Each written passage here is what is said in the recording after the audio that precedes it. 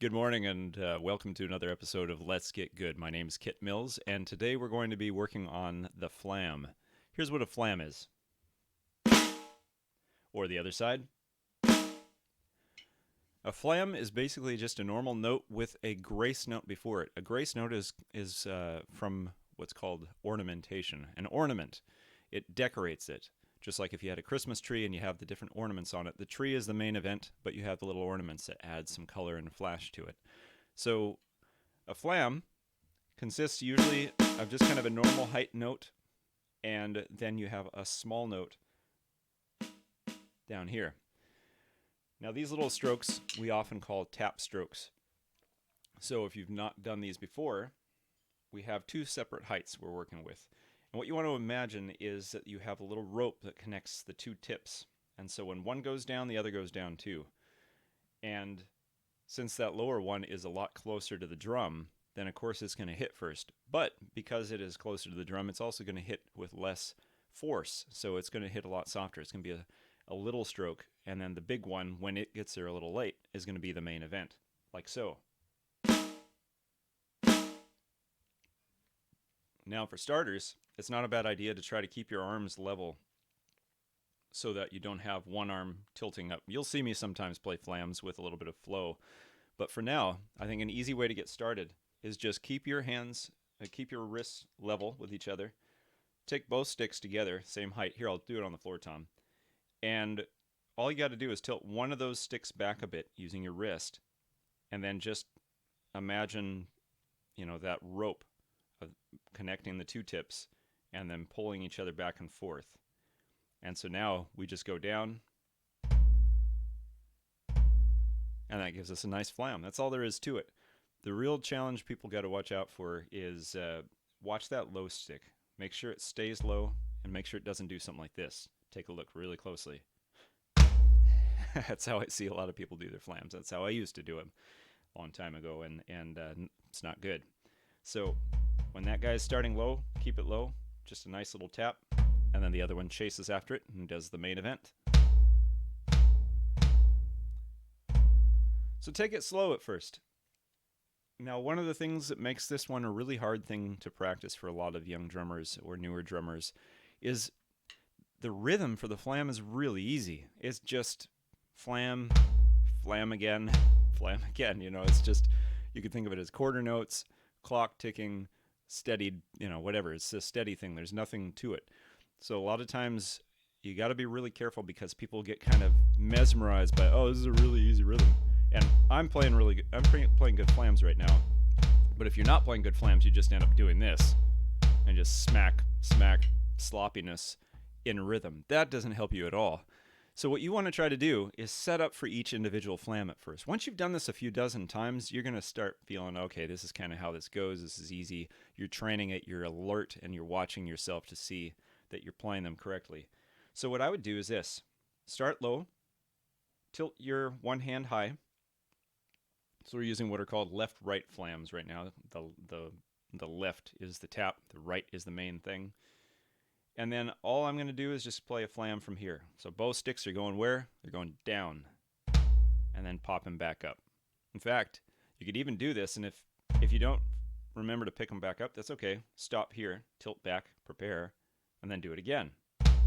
So even though I'm not preparing quite right, I'm taking a moment to do it, and that will translate into doing it at the right time.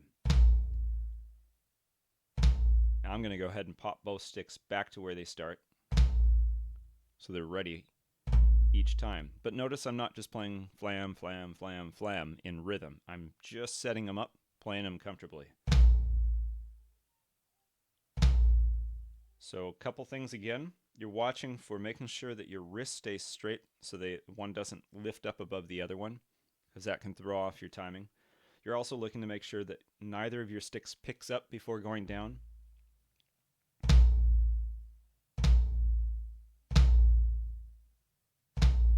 And don't worry about the speed of it either. Just get it so that it hits at the proper time. Here's what it sounds like on the snare drum.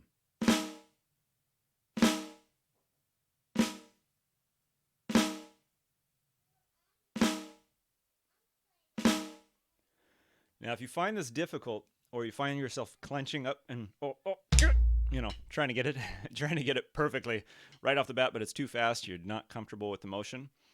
There are a couple ways you can go at it. One is start low with both hands and tap at the same time, and then slow down a little bit so you don't get in that tricky, deceiving, hypnotic rhythm that'll just throw you off. But instead, just each time tilt one hand back slightly until you start to get the flam.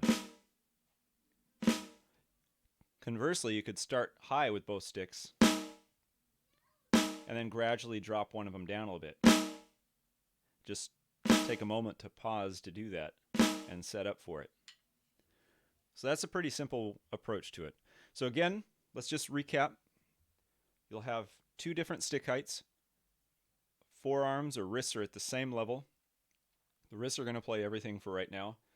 Imagine an invisible rope or bungee cord connecting the two stick tips, and then you play down to the drum from whatever height you're at with each stick.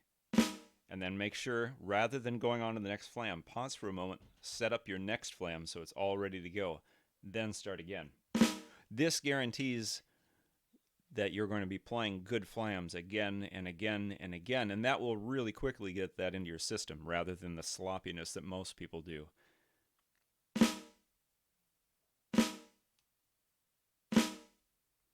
Now, once you've practiced that and you're really comfortable on one side and you're catching yourself, not being lazy with it, not spacing out, but really focusing on making each flam perfect, each flam identical to each other flam, then, and maybe on a separate day, do the same exact thing but flip it around. Do right-left flams. So the right hand will be low, left hand will be high.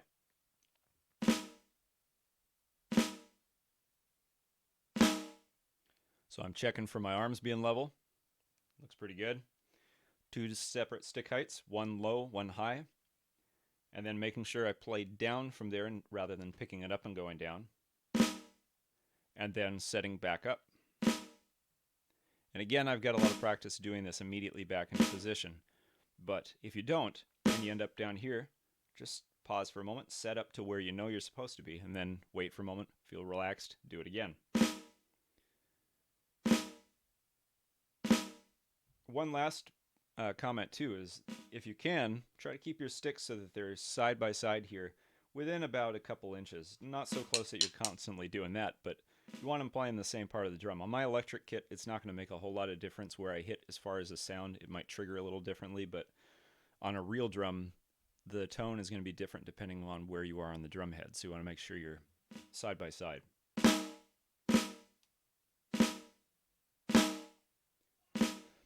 Now, some of you watching this video may say, well, what about alternating flams, playing back and forth? Well, that is a great eventual goal. That would look like this. And it's possible to actually go a lot faster using a little bit of technical trickery. But the thing is, alternating flams, you don't really actually play them much other than for stuff that's showing off that technique. It's not really a particularly musical solution. It's just a drummer thing. So most of the time, what really matters is, can you play good flams? And in my experience, most people I see coming to me playing alternating flams, unless are really solid players, are usually just playing sloppy flams on both sides. Left-right flams look ugly, right-left flams look ugly. So focus on one side, focus on preparing for each of these, focus on setting them up correctly and playing them correctly, and you'll be great. And then you can eventually work on the alternating flams. But that's not really all that important a goal.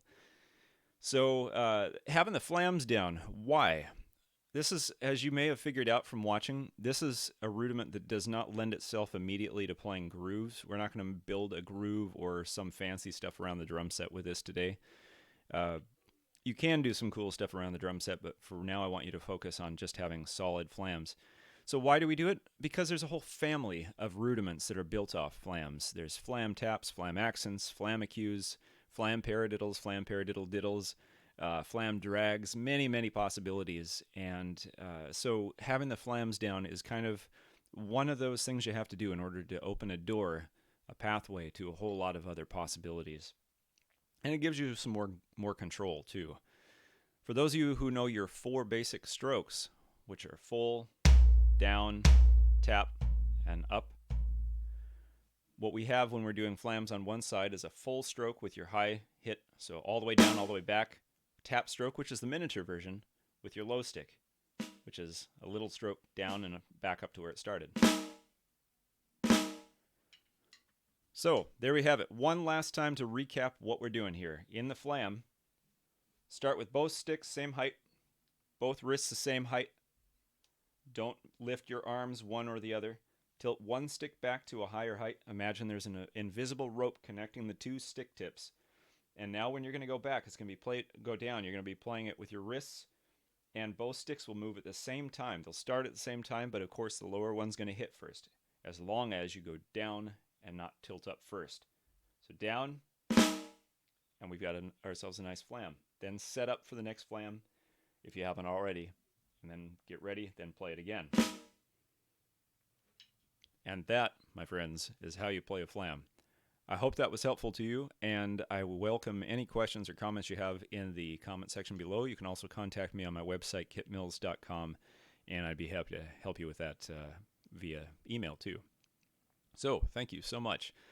My name again is Kit Mills, and I'm glad you could join me for this. And I encourage you to go out and practice those flams, but do it carefully. Discipline yourself to not just get into a rhythm with it. Instead, really pay attention to how you're setting these up.